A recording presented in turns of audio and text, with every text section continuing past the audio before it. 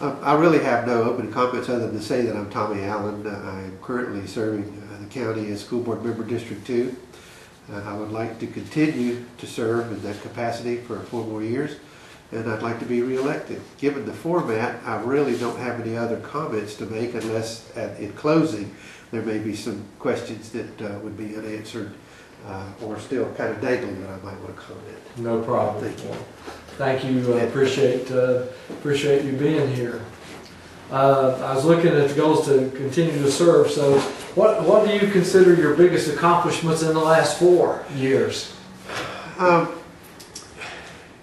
Keeping us afloat under the being a part of the team that's kept us afloat under the budget crisis that we have. I think that's been the biggest challenge. And could you expand on that a little bit? I know the budget crisis. How has the school board kept it afloat? Well, we saw it coming, and we began early on making preparations to absorb some of the shock, hoping that it wouldn't be this long, by discontinuing jobs as they became vacant. And we would study them and see if we could reapportion the work into other categories, other sections to other people without overburdening them. We also started putting money aside, realizing that the stimulus dollars was going to actually just cause a cliff to be created.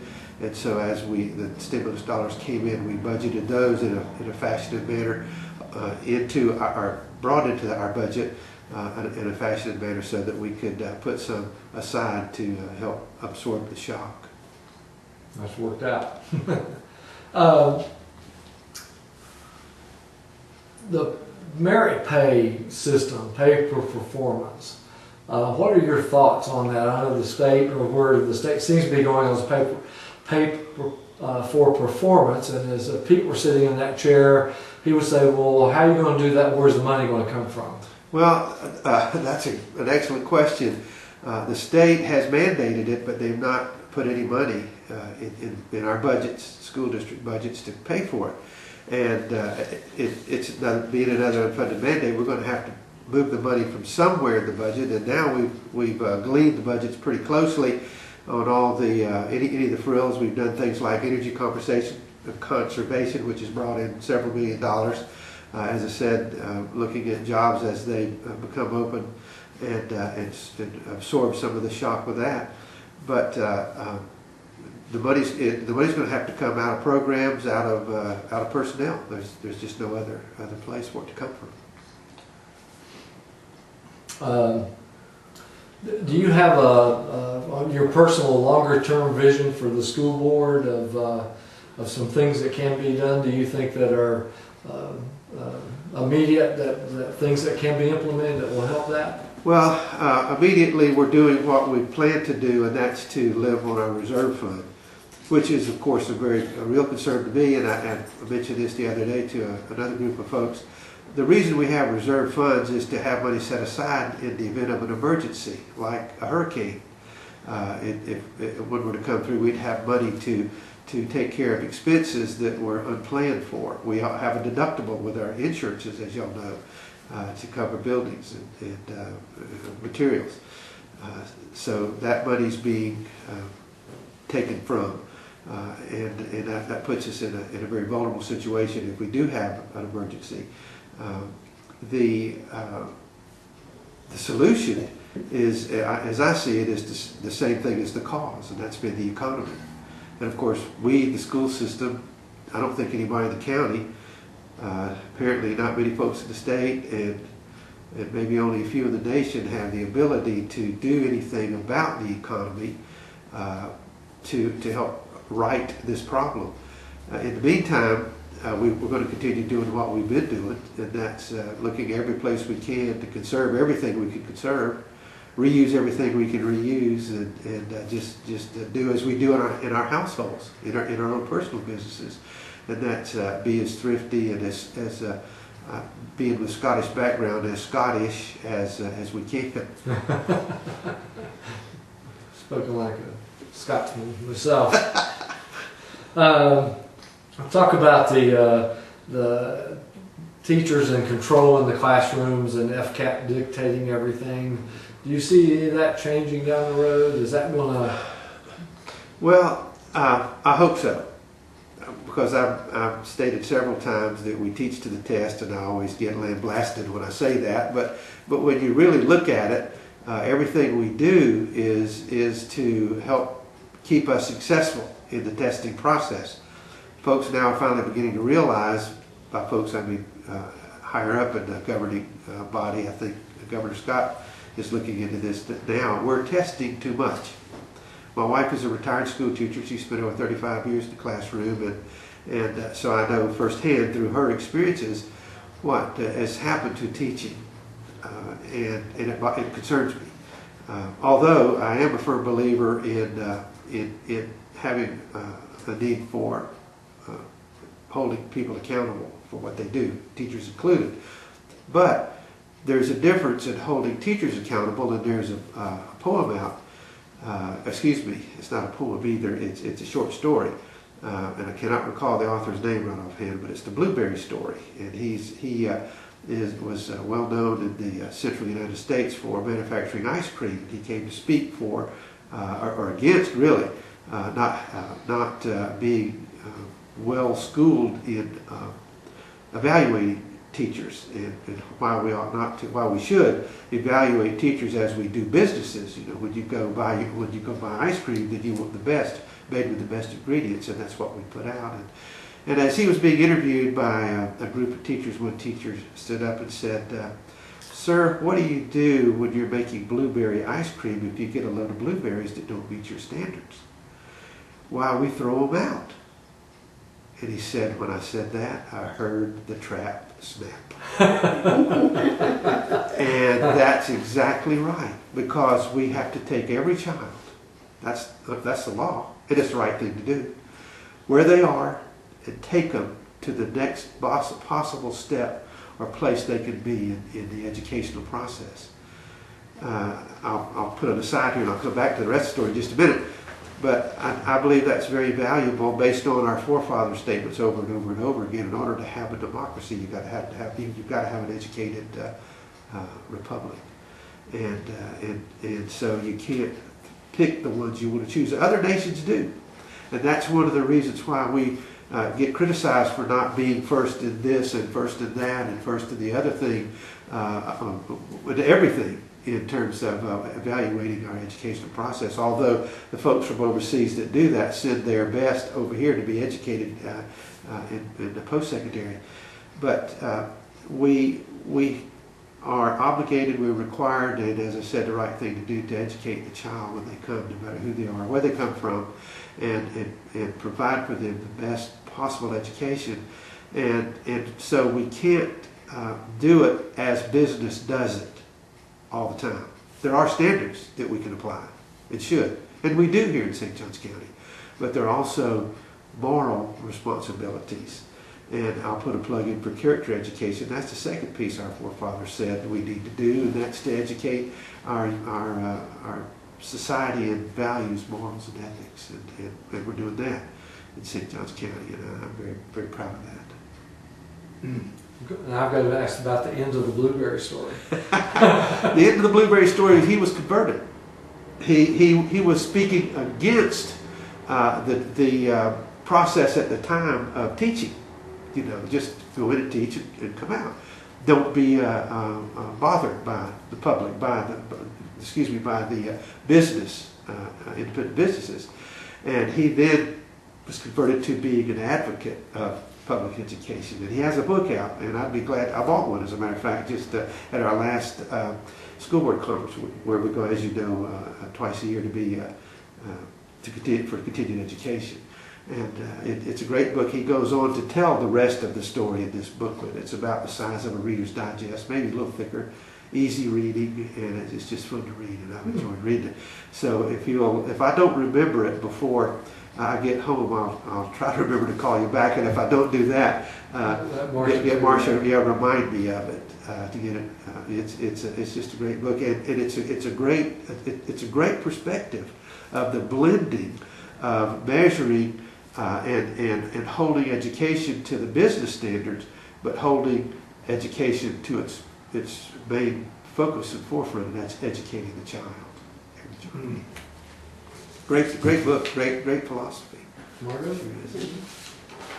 Marcia, did you have, I don't want to. No, go ahead. All right. Oh, one concern that has been raised already by your opponent was the fact that we still have children who are getting certificates of completion rather than a high school diploma. And what can we do? I mean, obviously it's amount are getting smaller, the number rather, but what can we do to work more towards closing that? I think St. Johns County is doing a great job of working with that, and I brought some statistics with me.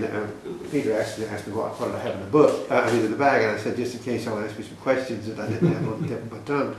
But we in St. Johns County are a leader in the state in terms of graduation rates for, and I'm assuming we're talking about, we're talking about every child.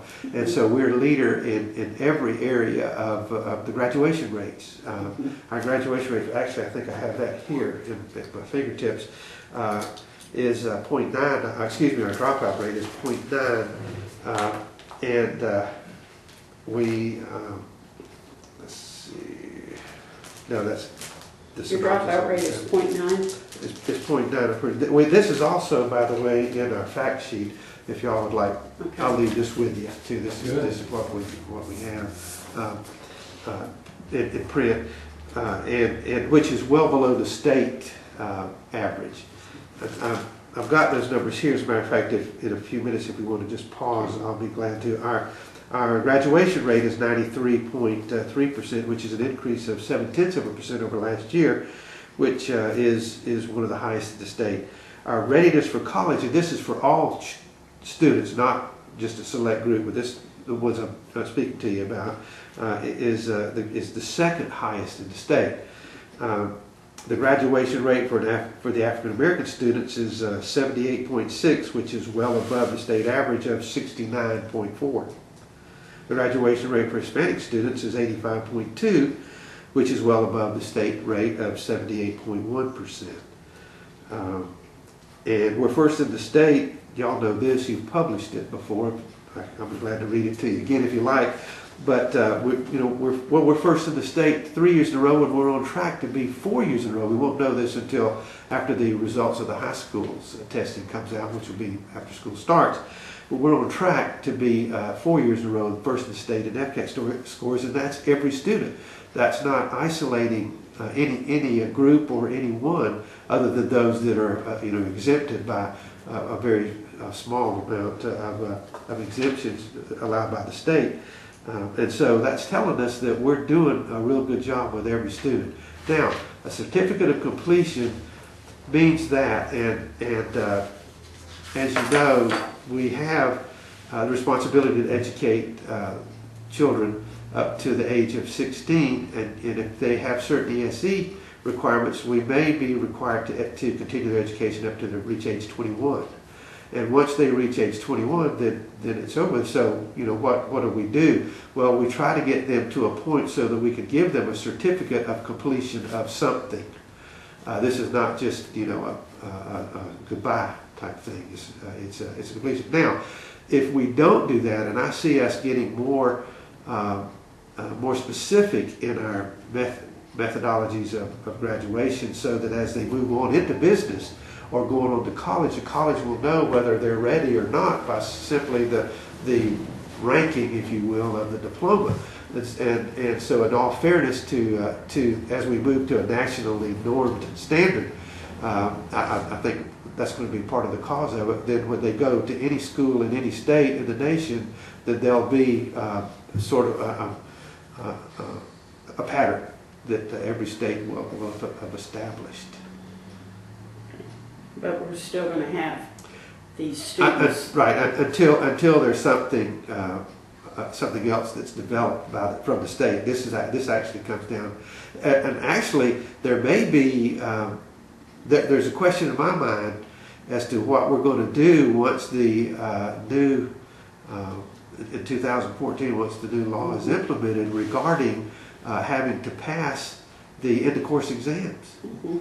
I'm very much discouraged about that, and have had some conversations with several folks over time about that.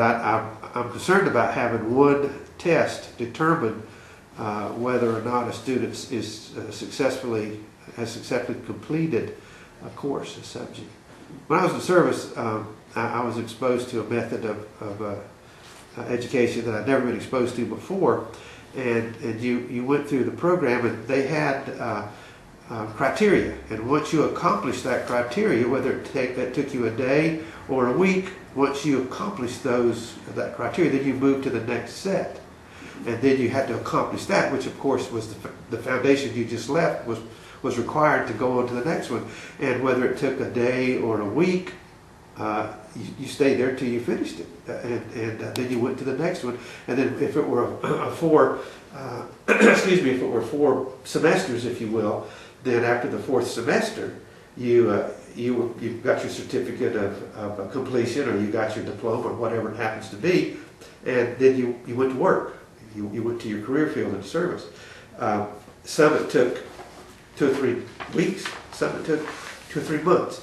But when they finished, they were as qualified as the other because they met the standards. But it wasn't one course at the end of 6 months or 2 years. They were able to take it and build on it, and that's what I'd like to see happen if we're going to stay this course. But I'm troubled with where we're going in terms of education generally, because we have folks who've never been a part of education designing it. And I said this the other day, if they could do like they do bumblebees, it's all right. A bumblebee's not aeronautically supposed to be able to fly, but he does, and she does. And the way the legislature is doing this, the way they're designing this, we're not supposed to be able to educate, but we are, and I hope we'll be able to. But there's got to be a change. We can't be the exception like the bumblebee. It's got to be the rule. And people that know education and are involved in education, the experts in education should have more input on how it should be implemented, how it should be applied, how it should be changed. I saw, and y'all probably did too, I saw my brother come and others come through the modern math concept. Do y'all remember that? Well, it was finally done. New math. That's right. It was finally done away with because it was a failure. And I had a friend of mine who was very close, a good close friend of mine, tell me one time that because of modern math, she really can't do math today. She's just a little younger than I am. And that was the worst thing that ever happened, was the fact that they abandoned the old way of doing it and moved into the modern way of doing it. And that's my fear again. I'm afraid that those who are building this new process are not the experts in it. It's like putting me in the seat of a jet airplane today and flying y'all somewhere. To fly it, right? Right. Would y'all get on board? I wouldn't. But I'm supposed to be the pilot. So I guess that's a long answer, Margot. No, I really don't know where the certificates of completion are going. Yeah. That they may become more, they may become less. I don't know, but at least a student is getting something when they finish and they've gone as far as they can go in the public education And system. then a potential employer needs to be able to look at that and assess whether or not they can go on, even though it's not a diploma. So you have to educate That's right. employers too, that That's right. these are a level of That's right. accomplishment. That's right. Exactly. Yeah. Exactly right. Okay, so you got a big job ahead of you. We do. Yes, we do. Yeah. We do. And I believe it's nationally. I don't believe it's just going to be here in the state, because as you know, the national movement is to go that route, so to set standards that we all, Common Core standards is referred to, that we all states will have to adhere to or be measured by. And again, on the one hand, that's a good thing, because if you go to from here to California with a diploma, then you know that you should have the same basic knowledge and the teachings that occurred, whether it came from California or Florida or New York or wherever. But there's some things that trouble me about it too. Okay. Let me ask a question on the dropout rate. 0.9? Mhm. Yeah, 0.9%, is that the ball? Uh, Or is that that- age 16?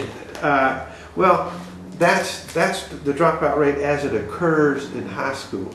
Let me get to that right here, and I can.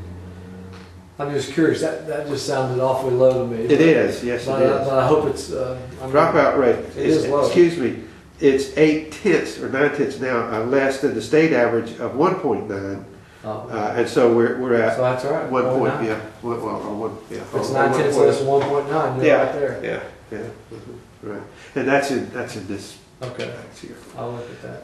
Okay. Huh. Yeah, and that's been one of the claims a while back. Actually, a county commissioner came up and said we had, I think, a double-digit dropout rate, and the superintendent notified him very quickly that we do not have. We're in good shape in terms of dropout rate. But again, and see, here's the other thing too, that's a question. If the student moves from St. Augustine High School to Palatka, it's possible that they'll be counted as a dropout because they entered as a freshman, but they didn't graduate as a senior, and so these numbers are well, these numbers are their numbers, I guess is all I can say. But that's true with most statistics. Well, I mean, there's no doubt that a lot of people come here, raise their families for the school system and being the top in the state for 3 years and maybe 4. Yes, sir. What do you attribute that to? I mean, are there things you can point to? Yes, sir. I think the biggest reason is the electronic media. You know, folks, there are more and more folks that can do business out of their home, and they do. As a matter of fact, I asked that question to a couple of people a year or so ago. You know, they were from California. I said, well, what brought you to St. John? We were looking for the best school system that we could find, and we felt like St. Johns County met the criteria. And I said, well, how did you find the job? And they said, oh, we brought it with us. You know, it's our computer, and we fly home or to the headquarters maybe once a month or once every 2 weeks or whatever. But the rest of the time they're here. And they said that's where I wanted our family. And so becoming the best in the state for 3 to 4 years, what do you attribute that to? Is it your brilliance? Is it the? I'd love to say yes or no. Is it the school board? Is it? I think the backbone of it is the strategic plan that we began actually over 10 years ago now. But when Dr. Balboni brought us into this planning process, he brought a man in by the name of Baroni. I think his name was Steve Baroni. And one of the first things he said, the one anyway that I remember most, he said there are 2 things that happen to strategic plans. One, they get put together and they get put on the shelf and gather dust. And they said that's the most of them. That's how most of them occur. He said, but if you really want it, you want a strategic plan that's workable, that's applicable, that's real, and you want to follow it. And that was our goal, and that's what we did. And so I believe the adherence to the strategic plan, the dedication to it by the superintendents that we've had and the board that we've had, has really brought us forward. Because one of the things in the strategic plan that I felt like has been so outstanding, which has helped keep us more solvent, more physically sound, is that we made the promise in this plan not to do anything that we couldn't afford.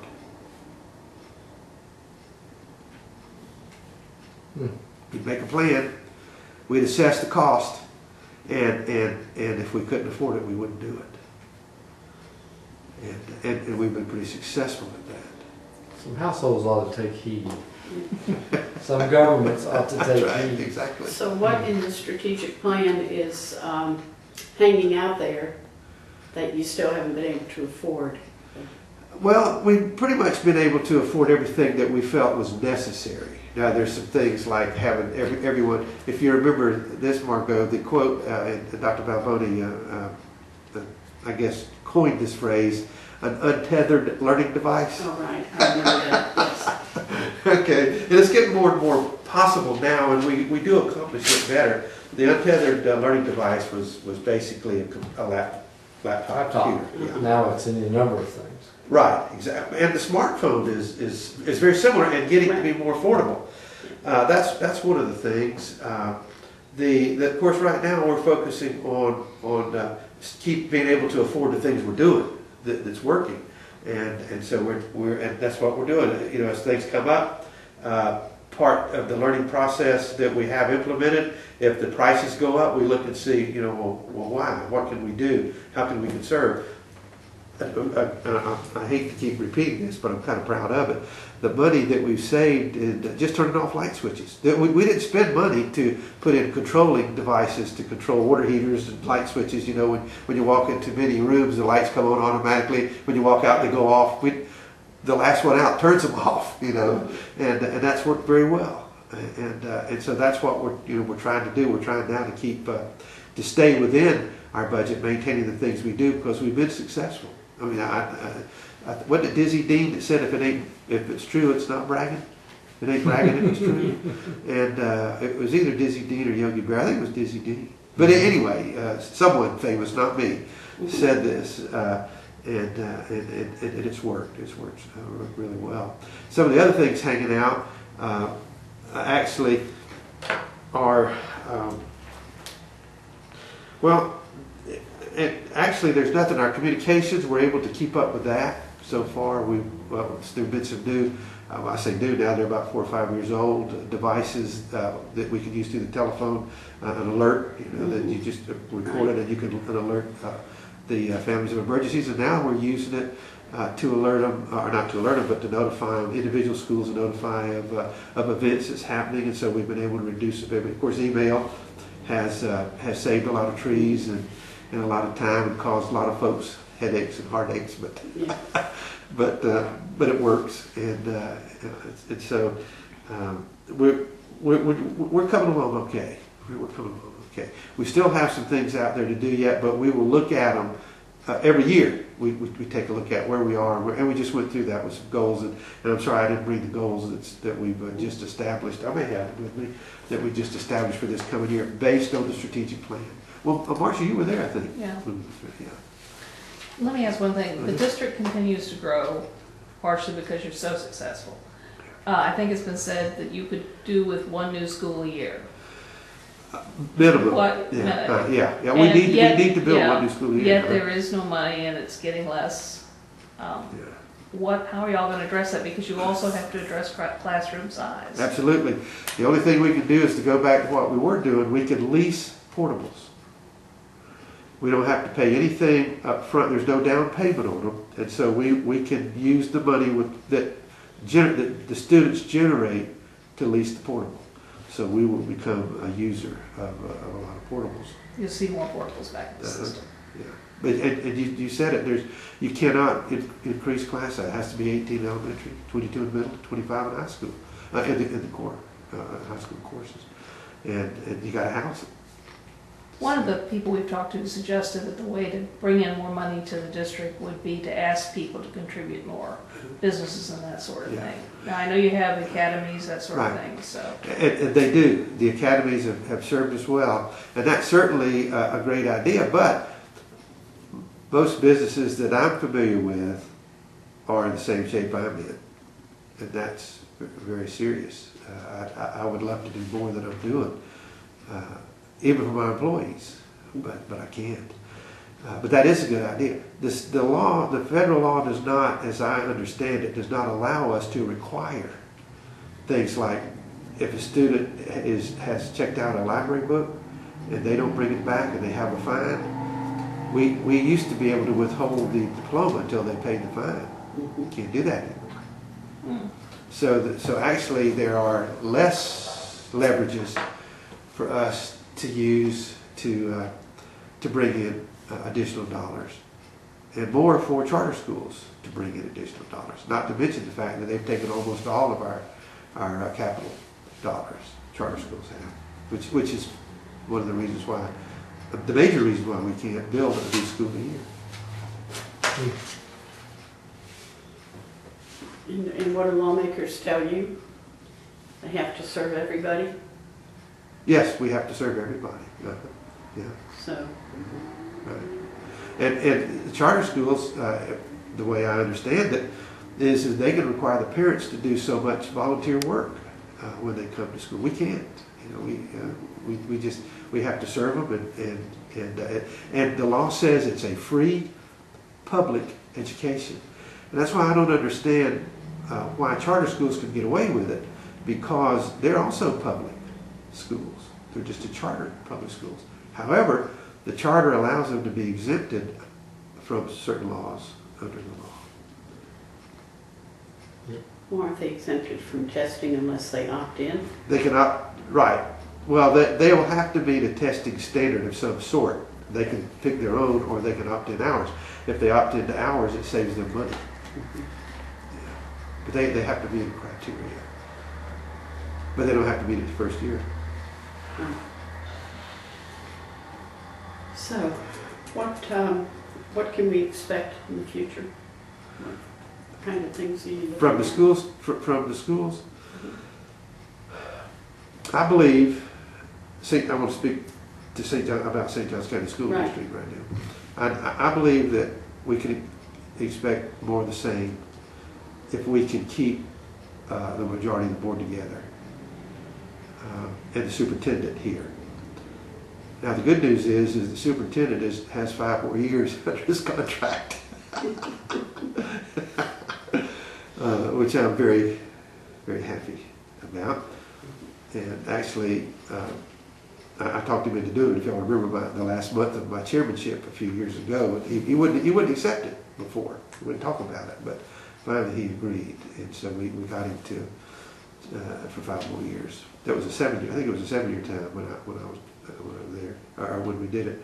But as long as we can stay with our mission statement, stay on track, keep the pace that we have now, and